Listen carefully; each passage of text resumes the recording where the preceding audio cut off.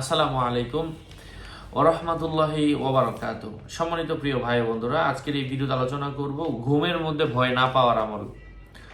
অনেক মানুষ এমন আছেন যারা ঘুমের মধ্যে ভয় পায়, তাদের জন্য আজকে আল্লাহর কোরআনের একটা আমল শেয়ার করব। আলোচনা বুঝতে সাথেই থাকবেন। এখনো যারা চ্যানেলটি সাবস্ক্রাইব করেননি, সাবস্ক্রাইব করতে ভুলবেন না। ভেরিফাই চ্যানেলের ডিসক্রিপশন বক্সে ক্লিক করলে পেজ এবং আইডি লিঙ্ক আসবে। এটা ছাড়া আলাদা অন্য কোনো পেজ নেই, আইডি নেই, ইমো নেই, হোয়াটসঅ্যাপ নেই, টিকটক নেই। নাম ছবি দেখে বিভ্রান্ত হওয়া যাবে না। প্রত্যেক ভিডিওতে আলাদা আমি সাবধান করি, সতর্ক করি। সম্মানিত প্রিয় উপস্থিতবৃন্দ, ঘুমের মধ্যে যে সমস্ত বাচ্চারা ভয় পায় তাদের জন্য শুক্রবার দিন একটা আয়াত বলে দিব। এই আয়াতটা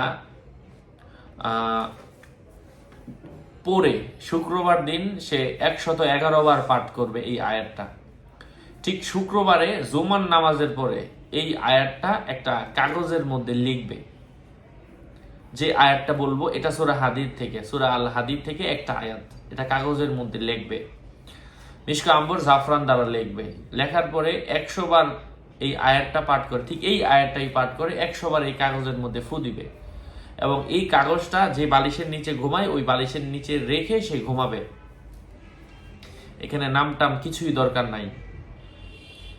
আর আল্লাহ পাকের অশেষ রহমে এই আমলটা কোনো ব্যক্তি যদি করে, আল্লাহ পাক বাচ্চাদের ঘুমের মধ্যে ভয় পাওয়ার যে কথা এটা দূর হয়ে যাবে। ঘুমের মধ্যে আর সে ভয় পাবে না ইনশাআল্লাহ। অনেকে চিৎকার করে ওঠে, কান্না করে, চেঁচামেচি করে।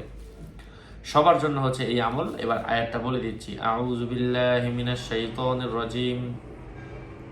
হুয়াল্লাযী ইউনাজ্জিলু আলা ইবাদিহি আয়াতুম বাইনাতুল লিয়ুখরিজাকুম মিনাজ যুলুমাতি ইলান নূর ওয়া ইন্নাল্লাহা বিকুম লারাউফুর রহিম। এই আয়াতটা যে বালিশের নিচে রাখবে ওই বালিশের নিচে কখনো পা দেয়া যাবে না, ওখানে আয়াতটাই থাকবে। আর প্রত্যেকদিন ওযু করে ঘুমাবে, ঘুমের দোয়া পড়ে ঘুমাবে। আশা করা যায় এই কাজ করলে দূর হয়ে যাবে। আর অরিজিনাল কালি যদি কারো প্রয়োজন পড়ে, অথবা যে আপনার আমল দেখতেছেন, আমল প্রয়োজন পড়ে, আমার থেকে নিয়ে নেবেন 0908183399। আমল নেওয়া বলতে ওই আমলের কিতাব আর কি, যে কিতাব থেকে আমি আমলগুলো দিচ্ছি ওটাও নিতে পারেন। আসসালামু আলাইকুম ওয়া রাহমাতুল্লাহি ওয়া বারাকাতুহু।